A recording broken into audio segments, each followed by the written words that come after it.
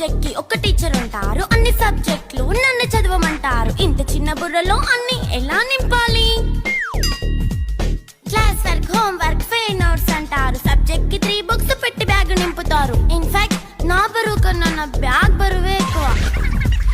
క్వశ్చన్లు, ఆన్సర్లు, సర్ప్రైజ్ టెస్టులు అన్ని దాటుకొని మళ్ళీ స్కూల్ వ్యాన్ ఎక్కేసి అమ్మయ్య ఇక ఇంటికి వచ్చేసామనుకుంటే మార్క్స్ తక్కువ వస్తే చెయ్యాలి అసైన్మెంట్. రిపోర్ట్ కార్డ్ చూపిస్తే ఇంట్లో ఉన్న పనిష్మెంట్. హోమ్ వర్క్ చేయమంటూ మమ్మీ చంపుతుంటుంది. ట్యూషన్ టైం అయిందని డాడీ తరుముతుంటాడు. డాన్స్ క్లాస్ కి వెళ్ళమని తాతయ్య తిడతాడు. స్నాక్స్ తిని వెళ్ళమని నాన్నమ్మ ఆపుతుంది. ఇక అన్నీ అయిపోయాక కాసేపు టీవీ చూద్దామంటే మమ్మీ ఎంట్రీ ఇచ్చింది. బెడ్ యొక్క మంది చిన్న నాప్ తీసేలోపు తెల్లారిపోయింది. అయ్యో మళ్ళీ మొదలు ఈ స్కూల్ కష్టాలు.